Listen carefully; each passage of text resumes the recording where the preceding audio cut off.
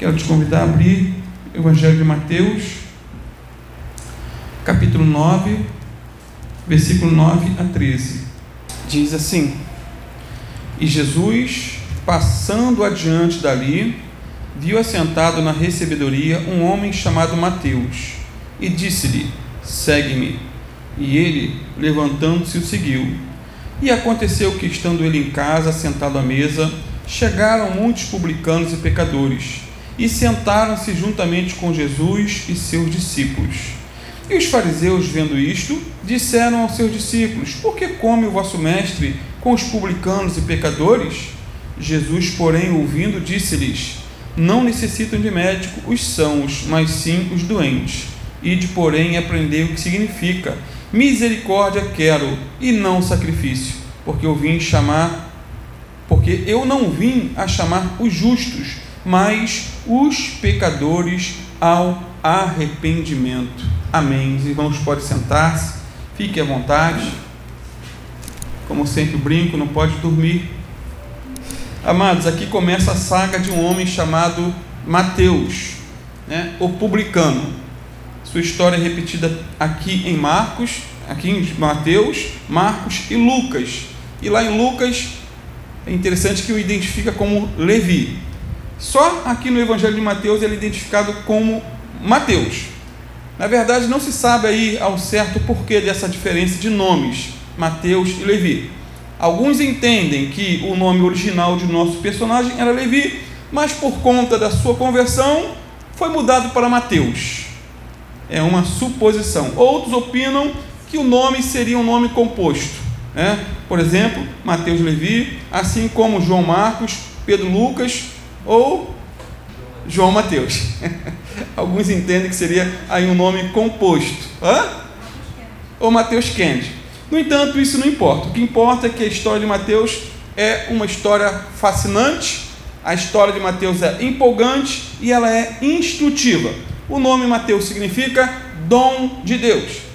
Como já lemos aí, ele era um publicano, cobrador de impostos, estava a serviço de Roma. Irmãos, os romanos exigiam, era lei, exigiam que os judeus pagassem impostos por cada árvore frutífera, por cada poço que era perfurado, cada pedaço de terra, cada animal que eles possuíssem, Tudo era taxado.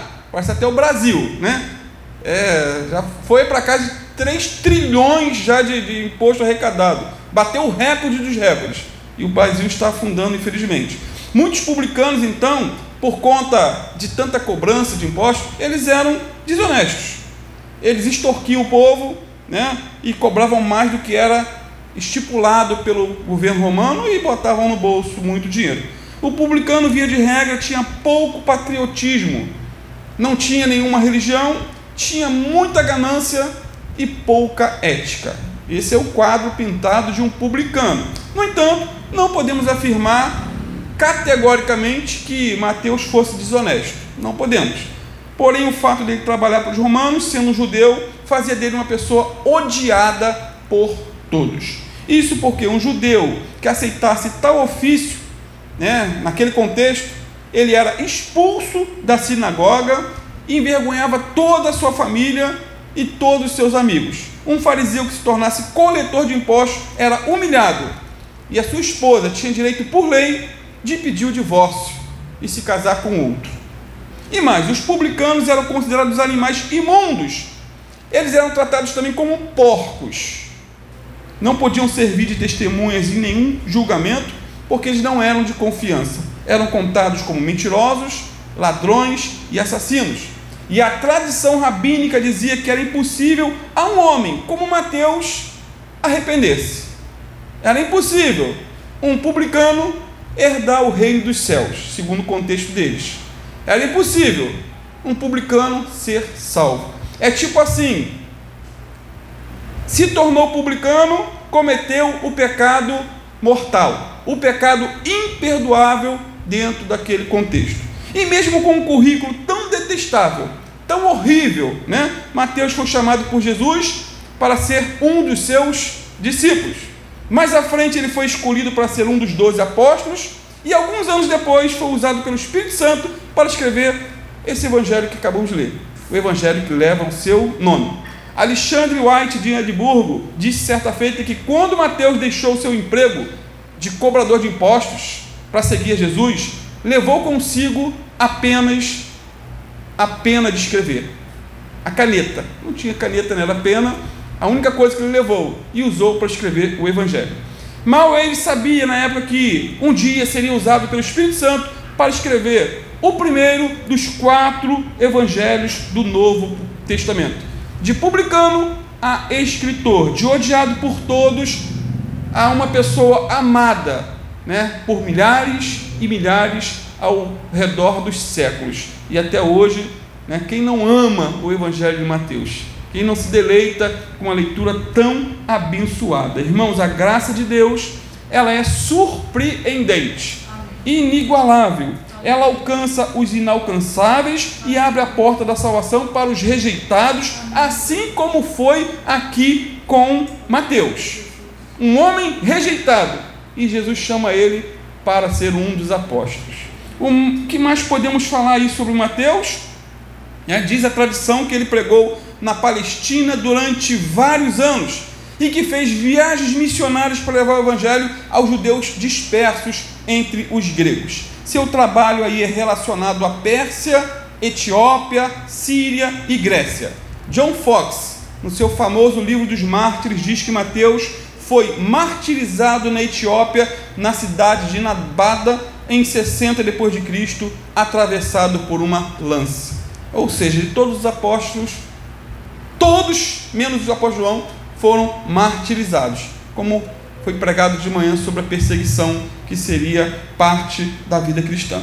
Sendo assim, queridos, eu quero aí pontuar alguns fatos interessantes em relação ao nosso personagem. Ele foi grande em algumas coisas. Em primeiro lugar, ele recebeu um grande chamado, uma grande comissão. Versículo 9, parte A: e Jesus, passando adiante dali, viu assentado na recebedoria um homem chamado Mateus e disse-lhe: segue-me.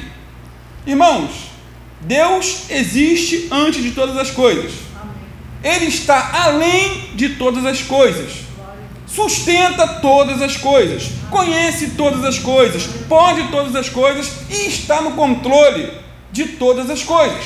Não importa o que mais possa ser dito, é Deus quem tomou a iniciativa de buscar, persuadir e salvar o homem. Tudo começa com o Senhor, partiu do Senhor, Não importa o que se imagina, parte de Deus, começa com Deus. A salvação é um ato de Deus, iniciado por Deus, operado por Deus, sustentado por Deus. 1 João 4,19 diz que nós amamos porque Ele nos amou primeiro. Não é isso, Diguinho? Tá dando para ver aí? Nós o amamos porque Ele nos amou primeiro. Não fomos nós que o achamos, mas Ele quem nos buscou. Amém. Lá em Lucas 19,10, o Senhor Jesus disse o seguinte: porque o Filho do Homem veio buscar e salvar o que se havia perdido. Isso é soberania divina. Deus chama quem quer, quando quer, da maneira que quer e sem dar explicações a quem quer que seja. Ele é soberano, não tem como negar isso. Ou seja, o monopólio da salvação está em Deus e não no homem. Está no céu e não na terra. Foi Deus quem amou o mundo ao ponto de enviar Jesus para morrer por nós. A iniciativa foi de Deus. Não tínhamos nem nascidos quando Ele amou o mundo e enviou Jesus há 2000 anos atrás. Lembram de Zaqueu? Ele queria ver quem era Jesus, mas uma multidão o impedia. Ele subiu numa árvore e, para sua surpresa, Jesus o chama pelo nome e diz: hoje me convém ficar em sua casa. Interessante que Zaqueu pensava que estava buscando Jesus, mas era Jesus quem estava buscando Zaqueu. Isso porque o Filho do Homem veio buscar e salvar o que se havia perdido. Amados, nesse sentido não temos como negar que fomos escolhidos por Deus, por sua misericórdia e graça única, exclusivamente. Lá em João 15, versículo 16, olha o que Jesus disse: não me escolhestes vós a mim, mas eu vos escolhi a vós, e vos nomeei, para que vades e deis frutos, e o vosso fruto permaneça. Então, primeiro ponto, um grande chamado recebeu Mateus. Segundo lugar, Mateus tomou uma grande decisão, até porque não basta Deus chamar, o homem precisa decidir, amém? Deus é soberano, mas o homem é livre. Versículo 28, e ele, deixando tudo, levantou-se e o seguiu.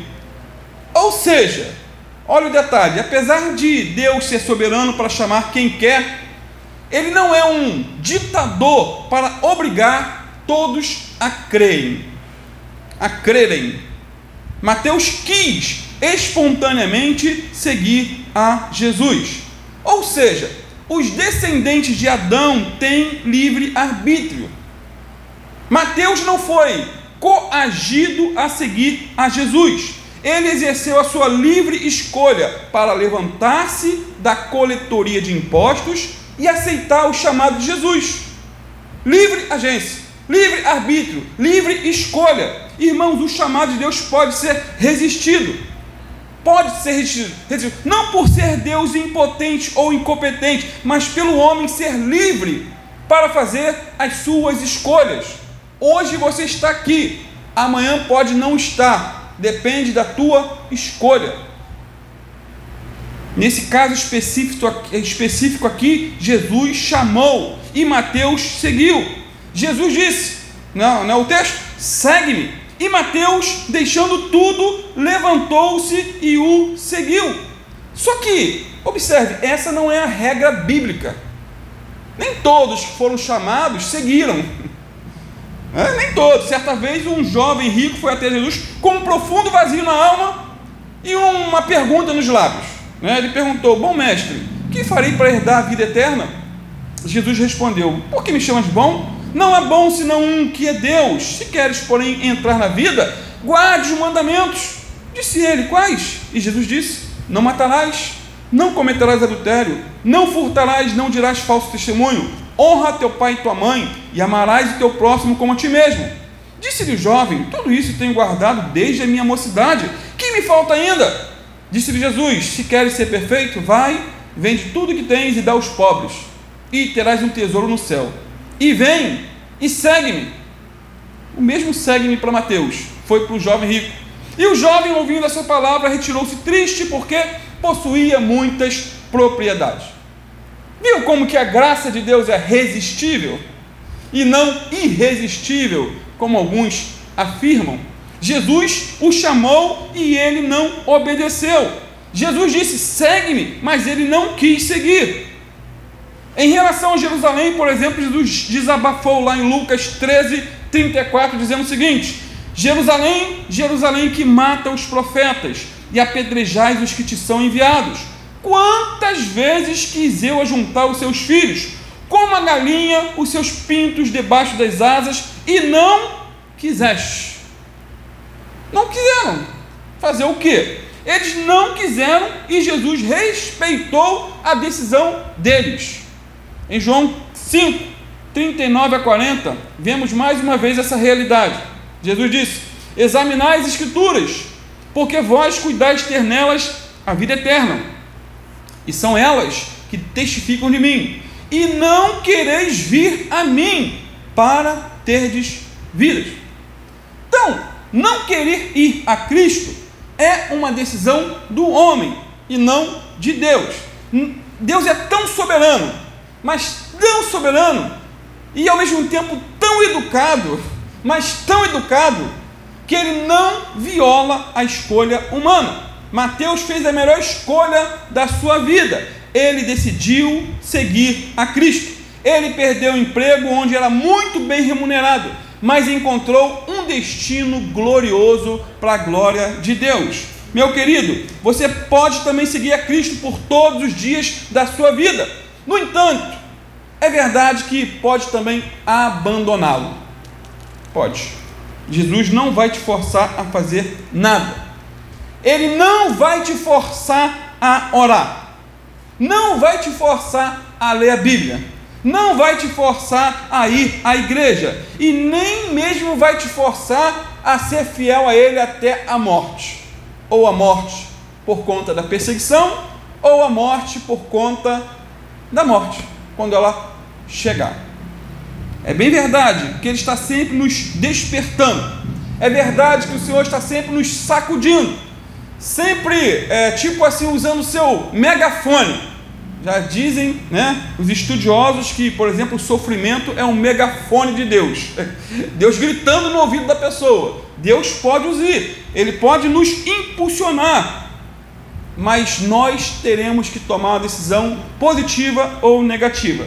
Ele não nos força, Ele é educado, Ele é paciente, Ele nos espera. Irmãos, crer é responsabilidade minha, é responsabilidade tua, e essa verdade está enraizada em nossa capacidade de responder.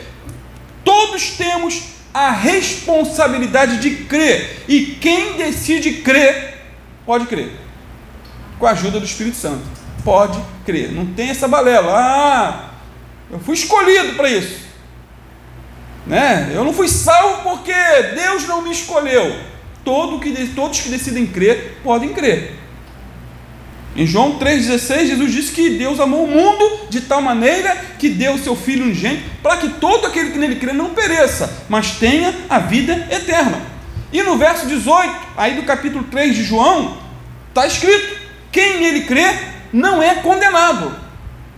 E ainda, em João 6,37, o Senhor Jesus diz: quem vier a mim, eu jamais o rejeitarei. Olha aí a livre escolha. Quem vier a mim.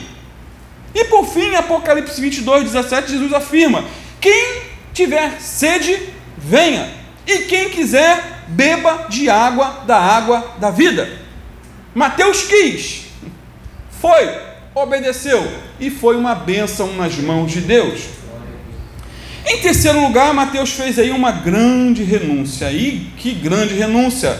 Versículo 28, e ele, deixando tudo, levantou-se e o seguiu. Grande renúncia. Amados, Mateus estava trabalhando. Mesmo assim, Jesus o chamou. Ele tinha apenas duas opções, duas escolhas: seguir a Cristo e jogar tudo para o alto, ou continuar sentadinho ali na recebedoria, recolhendo impostos do povo. Ele escolheu a melhor parte, que foi seguir a Cristo. Ele deixou tudo para trás. Mateus deixou sua profissão e o lucro e queimou todas as pontes do seu passado. Ele trocou o lucro fácil pela consciência limpa. Ele trocou as glórias do mundo pelas riquezas do reino de Deus. Vale a pena, queridos, vale a pena. Isso fala de renúncia. Renúncia. Irmãos, o chamado de Deus exige de nós renúncia, principalmente e em primeiro lugar, renúncia do pecado. Não dá para seguir a Cristo e ao mesmo tempo viver na prática do pecado. Não dá para seguir a Cristo sem arrependimento de pecados. Não dá para seguir a Cristo, né, sem confissão de pecados. São muitos os pecados que precisamos renunciar se é que queremos seguir a Cristo. Como foi o caso de Mateus? Foi alto o preço, queridos. Imagina, ele era funcionário da Receita Federal da época. É um cargo almejado por milhares. Trabalhar na Receita Federal dá um bom salário. Ele renunciou porque ele viu que valeria a pena. Então precisamos renunciar muitas coisas, seja a fofoca, a mentira, a inveja, a desonestidade, o amor ao dinheiro, amor à fama, amor ao sucesso, ao prestígio. Irmãos, o pecado faz separação entre nós e Deus. Faz. O pecado, diz lá em Isaías 59, versículo 1 e 2, se eu não me engano, faz com que Deus ele fique surdo às nossas orações. Deus não é surdo, né? Talvez você não tenha como Mateus de deixar, né, seu emprego para seguir a Jesus, mas a grande verdade é que muitas coisas precisarão ser deixadas para trás se quisermos seguir a Jesus. Muitas coisas vão ser necessárias serem renunciadas. Aquele que quiser vir após mim, negue-se a si mesmo, disse Jesus. Mateus atendeu aí prontamente ao chamado de Jesus e, em consequência, recebeu o quê? Uma grande recompensa. Ele escreveu um dos evangelhos, um livro que se tornou conhecido em todo o mundo. Tornou-se o quê? Uma bênção para outras pessoas. Deixou para trás um nome que é mais conhecido do que o nome de príncipes e reis. O homem mais rico do mundo, ao morrer, logo é esquecido, né? Vamos pegar um Elon Musk da vida. Daqui a 100 anos, pode-se comentar aqui ou ali, mas Mateus, se Jesus não voltar até lá, continuará sendo mencionado ao longo da história. Enquanto durar o mundo, milhões de pessoas conhecerão ainda o nome de Mateus, aquele que foi um publicano. Mateus, o ex-publicano, porque a grande verdade é que a igreja é formada por uma multidão de ex. Irmãos, vale a pena renunciar a qualquer coisa para estar com Jesus. Em quarto lugar, Mateus fez um grande banquete. Olha aí versículo 9 e 11, versículo 10 e 11 de Mateus 9. E fez-lhe Levi, no caso Mateus, né, um grande banquete em sua casa, e havia ali uma grande multidão de publicanos e outros que estavam com eles à mesa.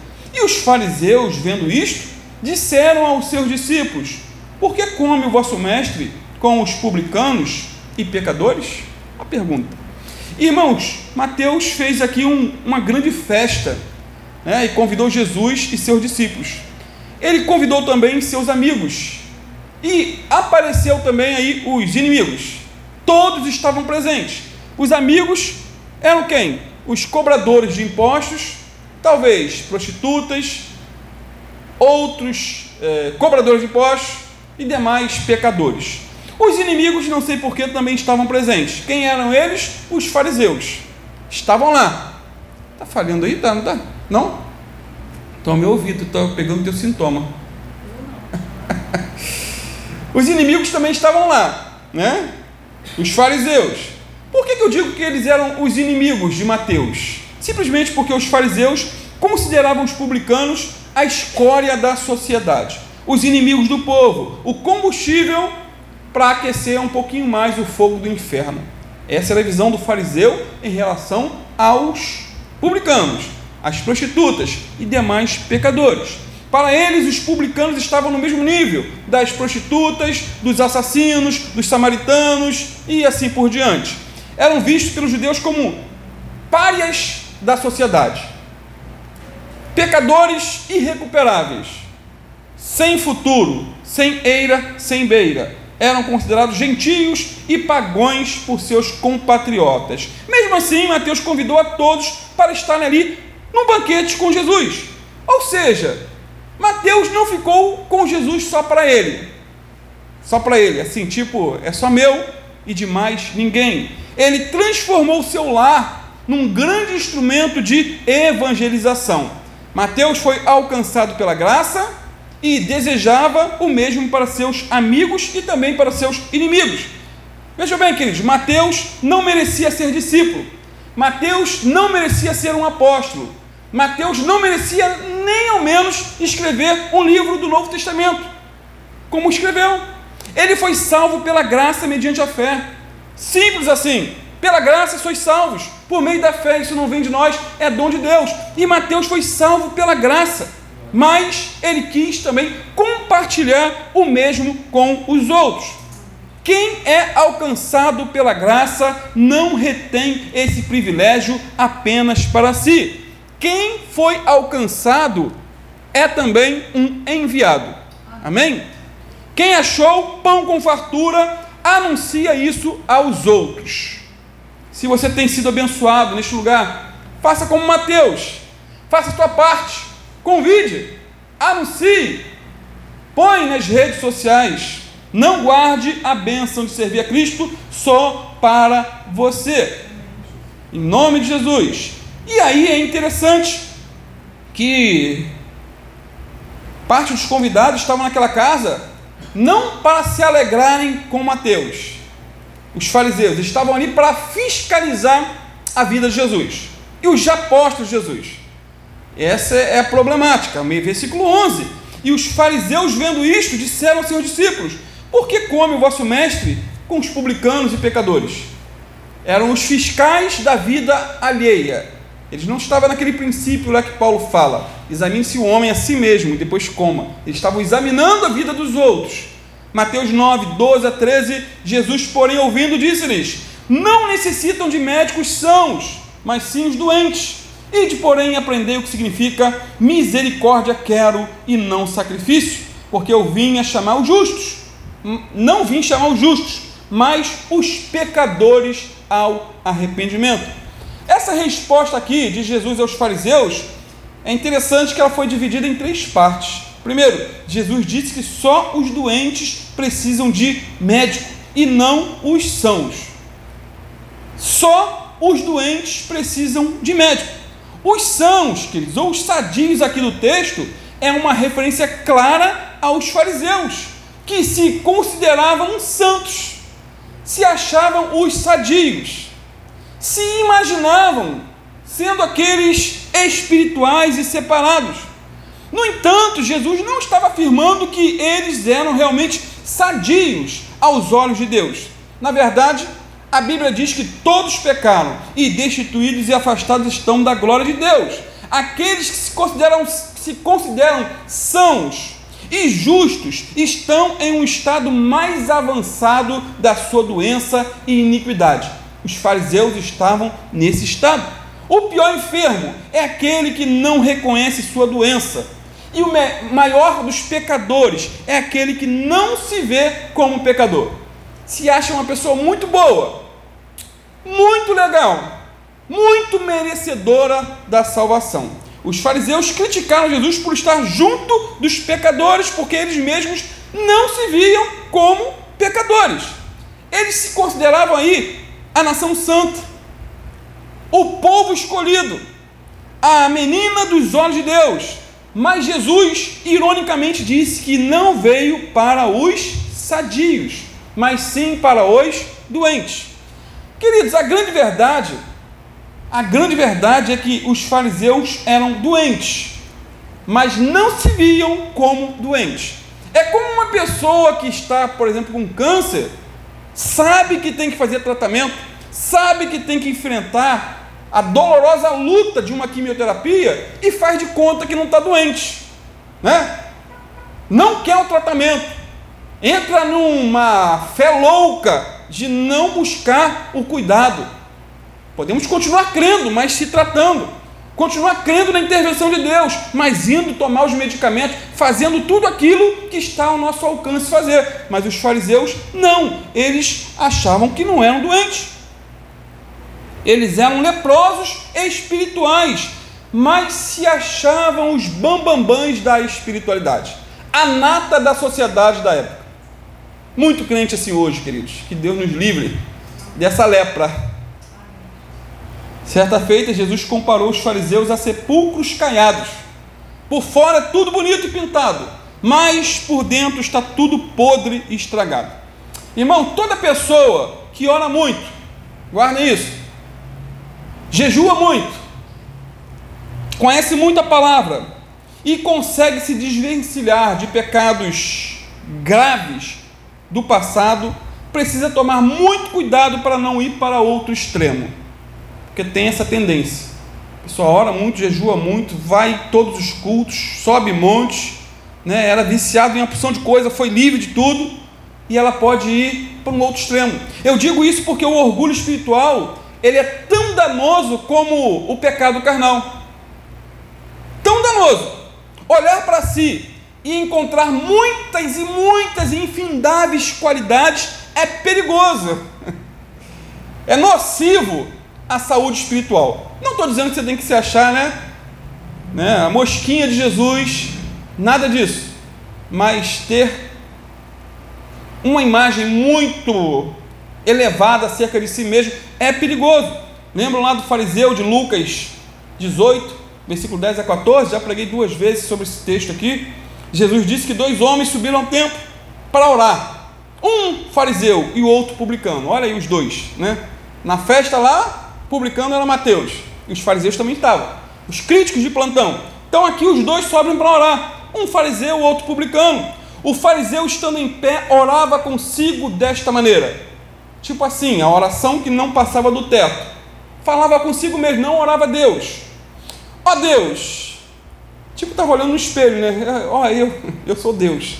Ó Deus, graças te dou, porque não sou como os demais homens, roubadores, injustos e adúlteros, nem ainda como este publicano, jejuo 2 vezes a semana e dou os dízimos de tudo quanto possuo.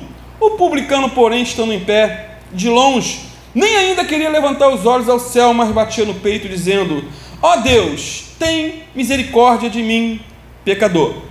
Aí Jesus conclui dizendo: digo-vos que este, o publicano, desceu justificado para sua casa, e não aquele, porque qualquer que a si mesmo se exalta, será humilhado, e qualquer que a si mesmo se humilha, será exaltado. Esse fariseu deu nota 10 para si. No entanto, Jesus deu nota 10 para aquele que se achava um 0 à esquerda. Aquele que deu nota 0 para si ganhou um 10 de Jesus. O que Deus deu nota 10 para si ganhou um 0. Que Deus nos ajude a ter as práticas dos fariseus. Gente, eu estou surdo ou falhou? Não falhou? Então é o daqui. Deixa quieto. Então é daqui ou então o ouvido está falhando. Que Deus nos ajude, queridos, a ter as práticas dos fariseus. A prática. Quais eram as práticas dele? Orava muito, jejuava bastante, conhecia muitas escrituras, contribuía com dízimos e ofertas. Mas que tenhamos um coração do publicano. A prática de um e o coração do outro, que reconhecia que era carente da graça de Deus. Amém? Vamos ficar de pé e vamos estar orando. Guarde essa palavra no teu coração, não deixe ela passar. Deus é soberano, o homem é livre. Deus é soberano e o homem é livre. Amém. Senhor, te louvamos, Pai, te adoramos, Senhor. Tiramos grandes lições nessa noite sobre a vida de Mateus, aquele a quem o Senhor escolheu, Pai, chamou estando num trabalho considerado por muitos como um trabalho indigno naquele contexto, e ele atendeu prontamente o seu chamado, Pai, de segui-lo, de sofrer por Ti, pregar o Teu Evangelho, morrer como mártir, escrever um Evangelho, renunciar a tantas coisas, Pai. Estamos aqui, Senhor, na frente, cada um com seus desafios, Senhor, precisando matar um leão a cada dia. As tentações são grandes, Senhor, cada um aqui é tentado em uma área. Que o Senhor venha, Pai, nos ajudar, pegar em nossas mãos, Senhor, para que possamos resistir a toda a tentação, Senhor, renunciar a tudo aquilo que possa estar sendo um empecilho, Senhor, ao avanço do Teu Evangelho, ao avanço, Senhor, da pregação. Faz de cada um aqui, Senhor, um instrumento poderoso, Senhor. Levanta, Senhor, no nosso meio, pregadores ungidos, capacitados pelo Teu Espírito Santo, Senhor, para fazer assim como Mateus fez, essa ousadia e intrepidez de largar tudo e segui-lo, Senhor, de maneira incondicional. E o Senhor foi com ele, o Senhor abençoou, usou as mãos dele, usou, Pai, o intelecto dele, a vida dele. Ele foi uma bênção para a Tua glória, Pai. Faz de cada um de nós aqui, Senhor, uma bênção para a Tua glória. Capacita-nos, Senhor, capacita os incapacitados, encha-nos com o Teu Santo Espírito, Pai. Por nós mesmos, nós somos incapazes, por nós mesmos temos tantas limitações, Senhor. Só o Senhor conhece, Pai, as nossas limitações, mas Tu és um Deus ilimitado e capacita os incapacitados, Senhor. Toma a vida dos meus irmãos aqui, Senhor, independente da idade, que o Senhor venha nos cobrir com o sangue do Cordeiro, e assim como Mateus, possamos ser uma bênção, Senhor, seja pregando, seja escrevendo, seja anunciando, Senhor, as boas novas do Teu Evangelho, para aonde o Senhor nos enviar, Pai. Dá-nos direção, direciona-nos, Senhor. Qual é a Tua missão? Qual é a Tua vontade? Qual é o Teu querer? Aonde o Senhor quer que nós temos que ir, Senhor? E queremos obedecer. Ajuda-nos, Senhor. Fica conosco. dirige nossos passos em teus caminhos, para que as nossas pegadas não venham a vacilar, Senhor. É o que eu te peço nessa noite, em nome do teu Filho Jesus, em nome de Jesus, em nome de Jesus. Amém, amém e amém.